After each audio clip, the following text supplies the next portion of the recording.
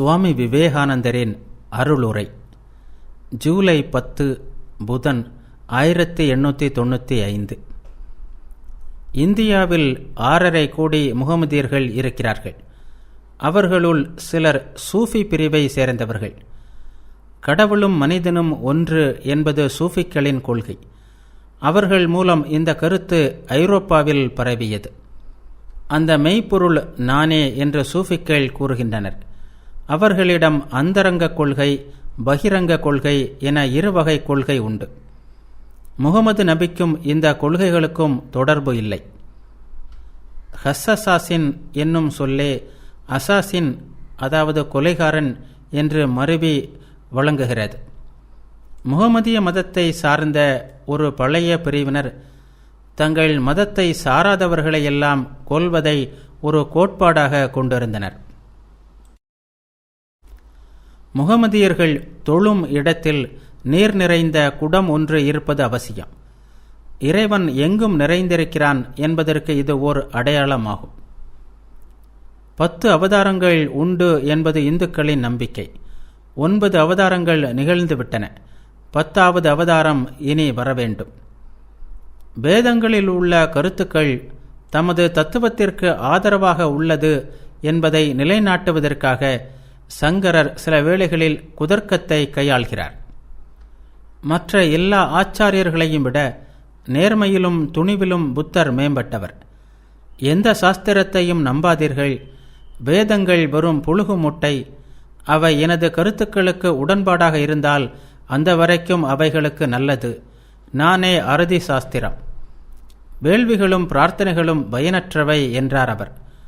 ஒழுக்க நீதிகளை முழுமையாக முழு வடிவில் கொடுத்த முதல் மனிதர் புத்தரை. நன்மைக்காகவே நன்மை, அன்பிற்காகவே அன்பு என்பவற்றை செயல்முறைப்படுத்தியவர் அவர். பகுத்தறிவால் கடவுளை ஆராய்ந்து பார், ஏனெனில் அவ்வாறு வேதங்கள் கூறுகின்றன என்கிறார் சங்கரர். ஆராய்ச்சி தெய்வ பேருணர்வை தூண்டுகிறது. வேதங்கள் அனுபவத்தில் வாய்ந்த பகுத்தறிவு, அதாவது தனி மனித அனுபூதி. இரண்டுமே கடவுளின் இருப்பிற்கு நிரூபணங்கள். எல்லா அறிவுகளின் ஒரு வகையான திரண்ட வடிவமே வேதங்கள் என்பது சங்கரரின் கருத்து.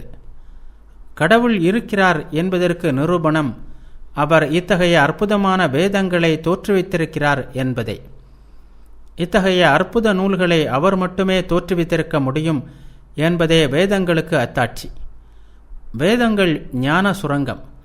மனிதனிடமிருந்து மூச்சு வெளிப்படுவது போல் இறைவனிடமிருந்து வேதங்கள் வெளிப்பட்டன. இறைவன் எல்லையற்ற ஆற்றலும் அறிவும் படைத்தவர் என்பது இதிலிருந்து தெரிகிறது. இந்த உலகத்தை கடவுள் படைத்தும் இருக்கலாம், படைக்காமலும் இருக்கலாம். அது அற்ப விஷயம்.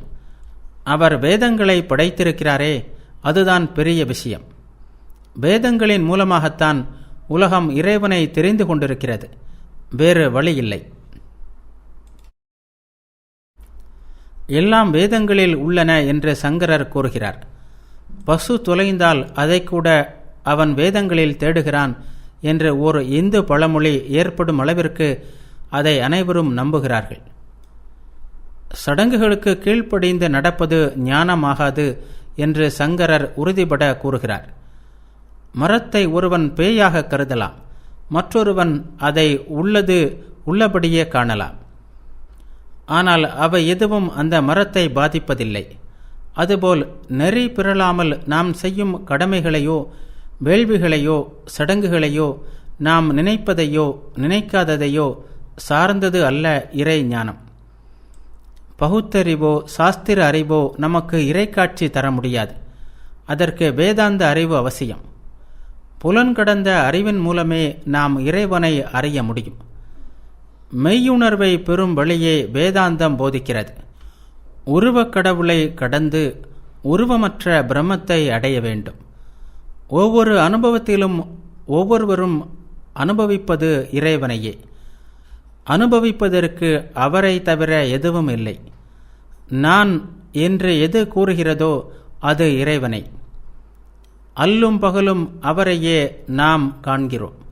ஆனால் நாம் காண்பது அவரைத்தான் என்பது நமக்கு தெரியவில்லை. இந்த உண்மை நமக்கு விளங்குகின்ற அந்த கணமே நமது துயரம் அனைத்தும் விலகிவிடும். ஆகவே உண்மை ஞானத்தை அடைந்தாக வேண்டும். ஒருமையை அடையுங்கள், அதன் பிறகு இருமை ஏற்படாது. வேள்வி செய்வதன் மூலம் ஞானம் பெற முடியாது. தேடுவதன் மூலம், வழிபடுவதன் மூலம், ஆன்மாவை அறிவதன் மூலம்தான் ஞானம் உண்டாகும். பிரம்மத்தை அறிவதான பிரம்ம வித்தியைதான் மிக மேலான அறிவு. விஞ்ஞானம் தாழ்ந்த அறிவே என்று துறவிகளுக்குரிய முண்டக உபநிடதம் கூறுகிறது. முதன்மையானது, இரண்டாம் தரமானது என்று அறிவு இருவகைப்படும். சடங்குகள், வழிபாடு, உலக அறிவு இவை முக்கியமற்ற பகுதி.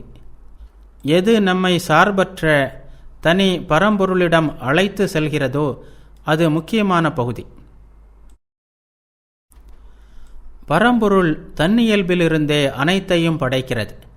அதற்கு அந்நியமாகவோ காரணமாகவோ புறத்தே எதுவும் இல்லை. பிரம்மம் சக்திமயம், இருப்பவையெல்லாம் அதுவே. அனைத்தையும் யார் தன்னில், அதாவது ஆன்மாவில் அர்ப்பணிக்கிறானோ அவனே பிரம்மத்தை அறிகிறான். அறிவிலிகளே புற வழிபாட்டை மிகவும் உயர்ந்தது என்று கருதுகிறார்கள். கர்மங்கள் செய்வதன் மூலம் கடவுளை அடையலாம் என்று நினைக்கிறார்கள். சுள்ளுமுனை வழியாக செல்பவர்களே ஆன்மாவை அடைவர். அதை அறிந்து கொள்ள குருவை நாட வேண்டும். பூரணத்துவத்தின் இயல்பு அதன் சிறு பகுதி ஒவ்வொன்றிலும் உள்ளது. அனைத்தும் ஆன்மாவிலிருந்தே தோன்றுகின்றன. தியானமே அம்பு. இறைவனை நாடி முழுமையாக செல்லும் மனம் வில். மனமாகிய வில்லே தியானத்தை துரிதப்படுத்துகிறது. அம்பை செலுத்த வேண்டிய இலக்கு ஆன்மா. எல்லைக்கு உட்பட்ட நம்மால் எல்லையற்றதை விளக்க முடியாது. ஆனால் நாம் எல்லையற்றவர்கள். இந்த உண்மையை அறிந்த பின் வாதிட எதுவும் இல்லை. பக்தி, தியானம், ஒழுக்கம் இவற்றின் மூலம் தெய்வீக ஞானத்தை அடைய முடியும். வாய்மையே வெல்லும், பொய் ஒருபோதும் வெல்லாது. வாய்மையே பிரம்மத்தை அடைவதற்கான பாதை.